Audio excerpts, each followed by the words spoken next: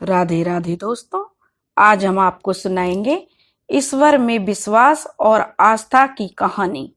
अगर आप हमारे चैनल पर नए हैं तो प्लीज हमारे चैनल अपनी संस्कृति को लाइक करें, सब्सक्राइब करें और शेयर करें। दोस्तों, बहुत समय पहले की बात है। एक छोटा सा गांव था जिनमें दो दोस्त रहते थे। दोनों बहुत ही सच्ची मित्रता थी दोनों की और बहुत ही घनिष्ठ थे। वे एक दूसरे के साथ हमेशा रहते थे। दोनों के परिवार थे और अपने परिवार का गुजर बसर करने के लिए वे कपड़े बेचने का काम करते थे। दोनों दोस्तों का नाम सेवाराम और मोतीलाल था। दोनों अपने कपड़ों का गट्ठड़ बांधकर गली गली गांव गांव जाकर कपड़े बेचते थे। एक दिन सर्दियों का टाइम था और दोनों कपड़े बेचने के लिए एक गांव में गए। तब जब वे कपड़े बेच रहे थे तभी जो सेवाराम था उसकी नजर एक झोपड़ी पर पड़ी। झोपड़ी के बाहर एक बुढ़िया माई ठंड से ठिठुर रही थी। जब सेवाराम ने उस बुढ़िया को ठंड से ठिठुरते हुए देखा तो उसने अपनी जो गठड़ी थी उसमें से कंबल निकालकर उस बुढ़िया माई को उड़ा दिया। बुढ़िया माई ठंड से कांप रही थी, उसे कंबल ओढ़ लिया तो उसने थोड़ी राहत की सांस ली और वह बहुत खुश हुई, क्योंकि वह बुढ़िया बहुत गरीब थी और एक टूटे फूटे से झोपड़े में रहती थी। जब उसने उस कंबल से अपने शरीर को ढक लिया तो वह सेवाराम को खूब आशीर्वाद देने लगी। उसने सेवाराम से कहा, भैया मेरे पास तो पैसे नहीं हैं, लेकिन रुको, मैं तुम्हें कुछ ना कुछ तो अवश्य दूंगी। तभी वह बुढ़िया उठी और अपनी झोपड़ी के अंदर गई और एक बहुत ही सुंदर सी छोटी सी ठाकुर जी की मूर्ति ले आई।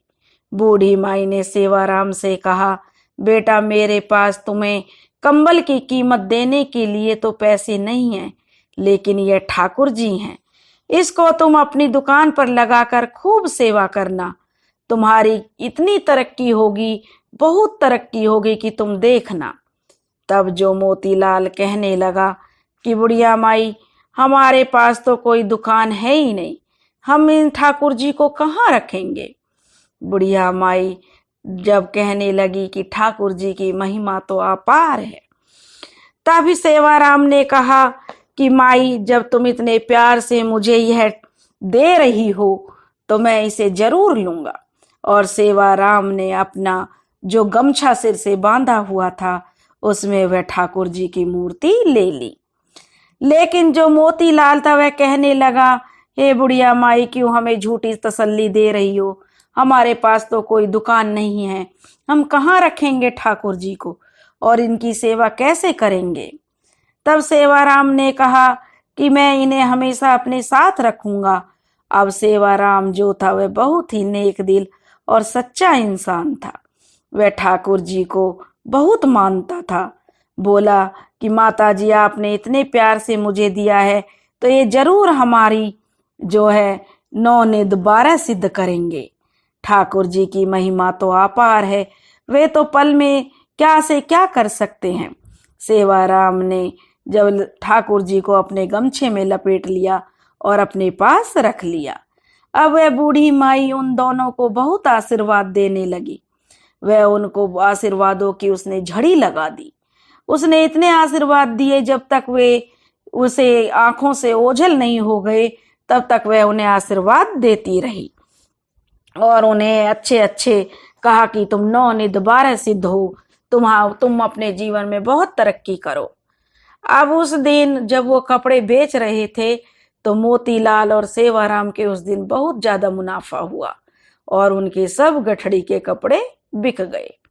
यह देखकर दोनों दोस्त बहुत प्रसन्न हुए।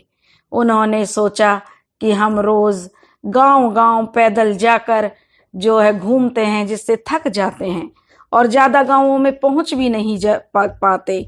इसलिए उन्होंने उस दिन के मुनाफे से उन्होंने दोनों ने साइकिल खरीद ली। अब साइकिल की जो टोकरी थी उसमें सेवाराम ने अपनी साइकिल की टोकरी में ठाकुर जी को रख लिया और वे जहां भी जाते सुंदर से ठाकुर जी को अपने साथ लेकर जाते। देखते ही देखते उनके कपड़े बिचने लगे। अब कपड़े जब उनके सारे बिच जाते और तो उन्हें काफी अच्छा मुनाफा होता। अब दोनों ने मिलकर एक दुकान किराए पर ले ली और ठाकुर जी के लिए एक सुंदर सा आसन लगाकर छोटा सा मंदिर में ठाकुर जी को स्थापित कर दिया। सेवाराम को जब भी समय मिलता वह ठाकुर जी की पूजा पाठ करता और उनसे ढेर सारी बातें करता। अब जो है धीरे धीरे उनको इतना मुनाफा होने लगा कि उन्होंने अपनी अपनी दुकान खरीद ली। दुकान खरीद ली उन्होंने। फिर समय बीता तो उनके पास बड़ी बड़ी कंपनियों के ऑफर आने लगे। अब उन्होंने बड़ी बड़ी दुकानें खरीद ली, शोरूम खरीद लिए, यहाँ तक कि उनके पास कपड़े की मिलें भी हो गईं। देखते ही देखते वे बड़े उद्योगपतियों की लिस्ट में आ गए। कहते हैं ना कि देखो कि जब हमारे पास कुछ नहीं था लेकिन आज हमारे पास ठाकुर जी की कृपा से सब कुछ है। दोनों सेवाराम और मोतीलाल बहुत मेहनत भी करते थे। दोनों ठाकुर जी के हरि कहते कि हरि की कृपा है, ठाकुर जी की कृपा है जो हमारे काम में इतनी बरकत हुई है। एक दिन सेवाराम थोड़ी उसकी सेहत ढीली सी थी, इसलिए दुकान पर थोड़ी देर से आया। तो मोतीलाल बोला, दोस्त आज तुम इतनी देरी से क्यों आए हो? तुम्हारे बिना मेरा एक एक पल गुजारना बड़ा मुश्किल होता है। तुम्हारे बिना मुझे दुकान पर रहना अच्छा नहीं लगता। तब सेवाराम हंसकर बोला, अरे मोतीलाल तुम चिंता क्यों करते हो? मैं कहीं जा थोड़ी रहा हूं। अगर मैं कहीं चला जाऊंगा तो मेरी जगह ठाकुर जी है ना।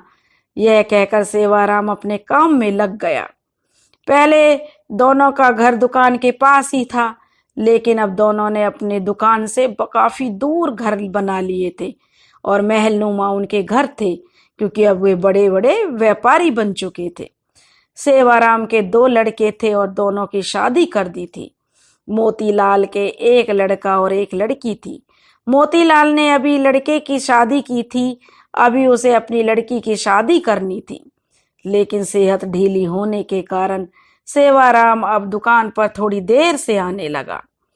एक दिन तो सेवाराम ने देखा कि मोतीलाल बोला, भाई सेहत ठीक नहीं रहती तो थोड़ा देर से आ सकता हूँ।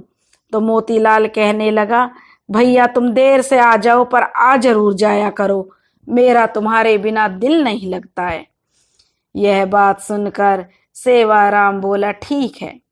फिर अचानक एक दिन सेवाराम दोपहर के 12 बजे के करीब दुकान पर आया, लेकिन आज उसके चेहरे पर अजीब सी चमक थी, चाल में अजीब सी मस्ती थी, चेहरे पर अजीब सी मुस्कान थी।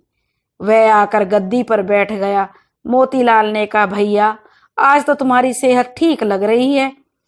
तो सेवाराम ने कहा, हाँ भैया ठीक तो नहीं हूं, लेकिन आज से मैं बस केवल 12 बजे से आया करूंगा और शाम 5 बजे तक यहाँ से रहकर चला जाया करूंगा। मैं तो केवल इतना ही दुकान पर बैठ सकता हूँ। मोतीलाल ने कहा, कोई बात नहीं, जैसी तुम्हारी इच्छा, लेकिन तुम रोज आ जाया करो। अब तो सेवाराम रोज 12 बजे आता और 5 बजे चला जाता, लेकिन उसकी शक्ल देखकर ऐसा नहीं लगता था कि वह कभी बीमार हो। लेकिन मोतीलाल को अपने दोस्त पर पूरा विश्वास था कि वह सेवाराम कभी झूठ नहीं बोल सकता, इसलिए उसने कभी उससे पूछा नहीं। मेहनत करने में भी सेवाराम बहुत आगे रहता था, कभी पीछे नहीं रहा, कभी उसने एक पैसे की धोखाधड़ी नहीं की, इसलिए इतने सालों से दोनों मित्रों में गहरी मित्रता थी। एक दिन मोतीलाल की बेटी की शादी तय हो गई, तो वह शादी का निमंत्रण देने के लिए सेवाराम के घर गया। घर जाकर उसको जो उसके बेटे, बहू, सेवाराम की पत्नी सब नजर आ रहे थे, लेकिन सेवाराम उसको कहीं नजर नहीं आया। तो उसने सेवाराम की पत्नी से कहा, भाभी जी सेवाराम कहीं नजर नहीं आ रहा है, जरा उसको बुला दो। जब मोतीलाल ने सेवाराम को बुलाने के लिए कहा तो घर के सभी सदस्य हैरान हो गए और वे बोले कि ये आप क्या कह रहे हैं। तभी वहां उसके बेटे भी आ गए और कहने लगे, काका जी आप कैसी बातें कर रहे हो, आप क्यों हमारे साथ मजाक कर रहे हो।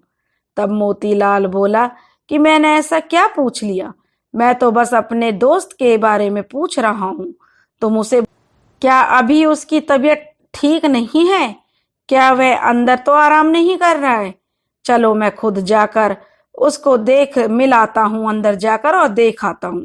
मोतीलाल जब उसके कमरे में चला गया, लेकिन सेवाराम उसको कहीं भी नजर नहीं आया। अचानक उसकी नजर कमरे में सेवाराम की तस्वीर पर पड़ी, तो वह एकदम हैरान होकर सेवाराम की पत्नी से बोला, भाभी जी, यह सब क्या है? इस तस्वीर पर हार क्यों चढ़ा हुआ है? सेवाराम की पत्नी आंखों में आंसू भरकर बोली, मुझसे आप क्यों ऐसी उम्मीद कर रहे हो भैया? आप क्यों मजाक कर रहे हो हमारे साथ? क्यों हमारे जख्मों को कुरेद रहे हो? तब मोतीलाल को कुछ भी समझ नहीं आया। तभी सेवाराम का बेटा बोला, क्या काका आपको पता नहीं है? पिताजी को तो गुजरे हुए 6 महीने हो चुके हैं। यह सुनकर तो मोतीलाल को बड़ा झटका लगा। वह तो जैसे उसके सिर पर बिजली गिर गई हो। वह तो एक टक जैसे लड़खड़ाकर गिरने वाला हो। उसका तो समझ में कुछ नहीं आ रहा था कि ऐसा कैसे हो सकता है। हर रोज तो सेवाराम दुकान पर आता है, बीमार होने के कारण थोड़ी देर से आता है, और 12 बजे वह आता है और 5 बजे चला जाता है। तभी सेवाराम की पत्नी बोली, ऐसा कैसे हो सकता है कि आपको पता ना हो? आप तो हर महीने उनके हिस्से के मुनाफे के जो पैसे होते हैं हमें देने घर आते हो। तब मोतीलाल कहने लगा, भाभी जी, यह आप क्या कह रही हो? 6 महीने से तो आप हमें दुगना मुनाफा देकर जा रहे हो। सेवाराम की पत्नी ने दोबारा कहा। तब भी इस मोतीलाल जो अब उसका सर चकराने लगा, वह सब कुछ समझ नहीं पा रहा कि 6 महीने हो गए और मैं इनके घर मुनाफा देने आ रहा हूं। तभी सेवाराम की बात उसे याद आई कि मैं नहीं रहूंगा तो हरि हैं, मेरे ठाकुर जी हैं, वह आएंगे। मोतीलाल अब सब बातें समझ गए। वह कहने लगा, भाभी जी, मुझे तो तुम्हारे घर आए हुए 6 महीने से भी ज्यादा हो गए। मैं कैसे तुम्हारे घर मुनाफे के पैसे देने आ सकता हूँ? तब सेवाराम को ठाकुर जी की जो महिमा पर विश्वास हो गया। वे समझ गए कि यह सब ठाकुर जी की लीला है। अब उसके आंखों से आंसू बहने लगे।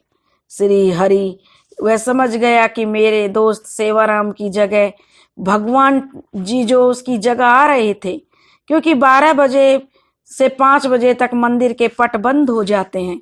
यह समय ठाकुर जी के आराम करने का होता है। उसी समय में आकर वे मेरी दुकान पर काम करते थे। यह सोचकर वह फूट फूट कर रोने लगा। कहने लगा, ठाकुर जी, आपकी लीला अपरंपार है। सारी जिंदगी नोट गिनने में लगा रहा, मैं तो सारी जिंदगी कमाने के चक्कर में लगा रहा। असली भक्त तो सेवाराम था, जो आपको इतना प्रिय था कि आपने उसे अपने पास बुला लिया।